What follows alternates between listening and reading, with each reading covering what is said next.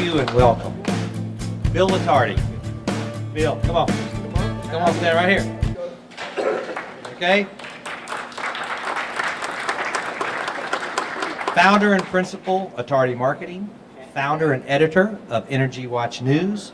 A lighting consultant and educator since 1994. In 2015, Bill celebrated 50 years in the lighting industry. His first full-time job after the Army was as a sales rep for Westinghouse Lamp in New York City. And learning to sell in New York City led to executive positions with Westinghouse, Philips, USI Lighting, and part owner in Well-Made Products. He has an MBA in marketing and is an adjunct professor at Monmouth University and Brookdale College in New Jersey. His training programs are designed to teach advanced selling skills and conducted to ensure behavioral changes that lead to improved performance in this vital area. His award-winning Create Demand Selling and more recently Sales Pro Solution Selling training sessions have been widely acclaimed as the best in its field for channel distribution salespeople and manufacturers' representatives that sell into the conservation market. Over 3,000 electrical distributor salespeople and independent reps and over 400 ESCO and utility salespeople have attended in the last 8 years.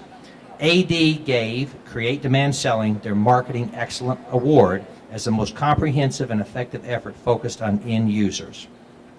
We asked people about their major issue that stands out in their career, and Bill said it's during the Attardi marketing years, it's the profound changes that are happening in the lighting industry as it moves from traditional lighting to smart lighting to intelligent lighting.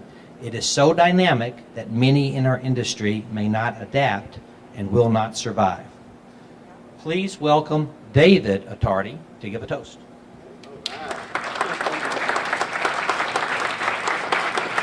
Okay. Well, if anybody knows my dad, I'd be remiss if I didn't start with a joke. I'm going to do it a little different. I'm going to say the line, you guys say the response, and a lot of you who know my dad and might know this joke, just throw out the answer, okay? So, how many New Yorkers does it take to change a light bulb? None of your damn business. That's a classic. So, I want to just say one thing about my dad that I admire most about him, or I admire about him. I'll talk about a story that I had. So, I played hockey my whole life, and I had a hockey game when I was about in high school, and the coach sat me in the third period, and I was pissed off. I should have been out there, at least I thought I should have been out there. So the game's over, we shake hands, I'm going to I see my dad patiently waiting at the door. I get over there, I look up at him, and he says, I would have benched you after the first period. Awful, you were awful out there. So what I'm saying is, my dad says it like it is. He says everything from the heart. He has no malice whatsoever, and I think people are attracted to that. So, what does this award mean to my dad? I have my own perspective on what I think it is. I'm going to give you a little history of why I think it's this way, too. My grandparents owned a shoe repair shop in Bayonne. 70 years they worked at this shop, my grandmother and my grandfather together. And what was it? And over the years, when I was selling lighting, I would go there every once in a while in my early 20s. And whenever I'd go there were people sitting in there. There was food everywhere. They were eating. My grandmother had liquor on the counter. I remember walking in one time and saying, Grandma, you can't have liquor in the shoe repair shop to give out to people. I don't think that's legal. And she said, why don't you shut up? The mayor was here about an hour ago and did a limoncello shot with me. So I was like, after 70 years, I guess you're comfortable or you have your own rules. So, but over the time, what that meant to me, what I recognized from my grandparents and what they were about, they loved their business and they worked with their friends every single day. And whether my dad has put the dots together on his career, I would say my dad loves his business, he loves his industry, and all the people here, he works with his friends every single day. So anyway, I'd like to do a toast. If everybody could pick up a glass. What I'd like to say is, Dad, you're a tremendous father, a tremendous pop-pop, to all the grandkids, and by this award and the people I see here, you're a great friend. So cheers.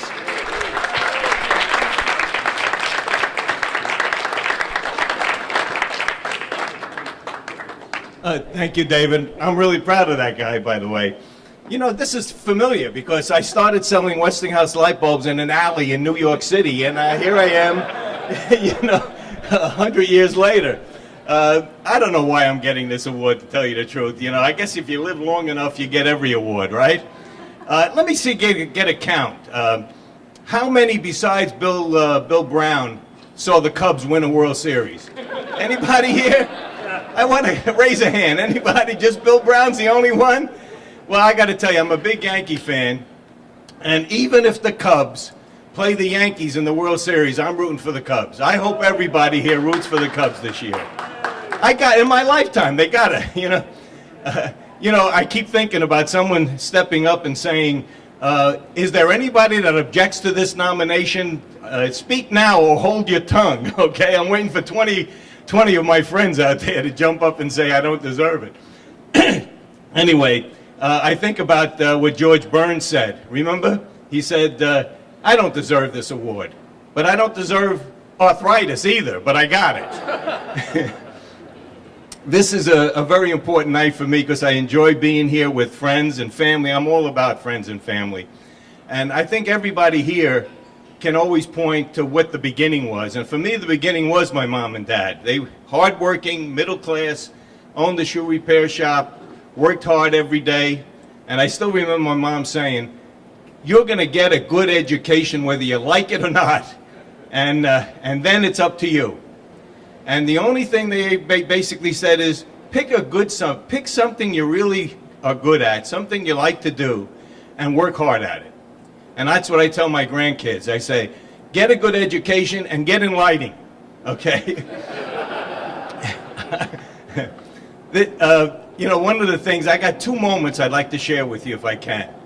One is with, first of all, I want to thank Randy Reed for doing this. This is a tremendous, let's give a hand to Randy Reed for doing this kind of thing.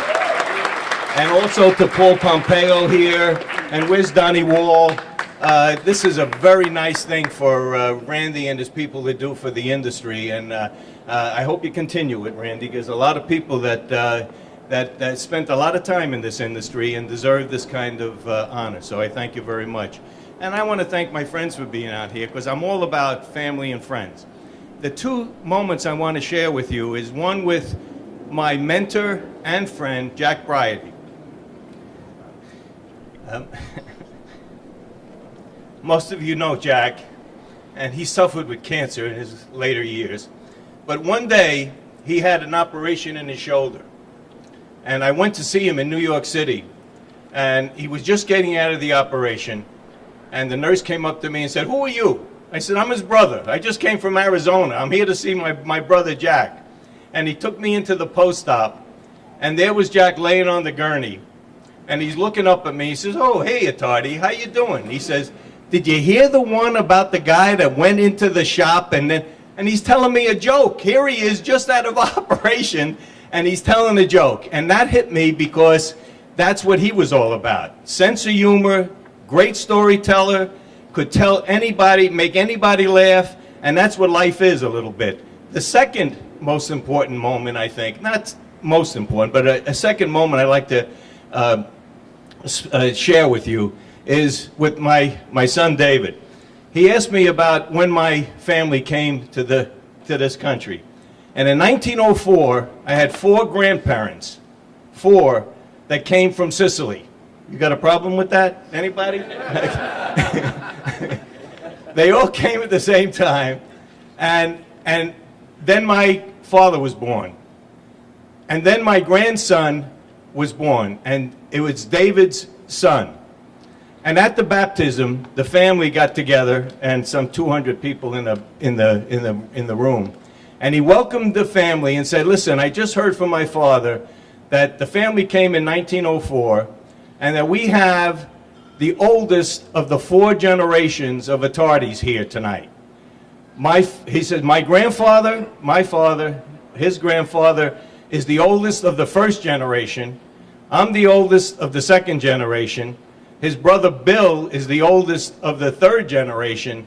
And then he reaches into the bassinet and he holds up. This is like the Lion King, folks. He holds up and says, "This is Stephen Wade Attardi, the oldest of the fourth generation." That, you know, it's hitting me even now when I think about, you know, you raise your kids. It's special moments in your life when you have kids. But let me tell you, when you have grandkids, it's the most magnificent thing you can have. And I have 8 of them. And I go to all their games, soccer, hockey, basketball, everything. And it's a pleasure for me to do that kind of thing. One last thing, and I want to talk about my good friend Chris Brown.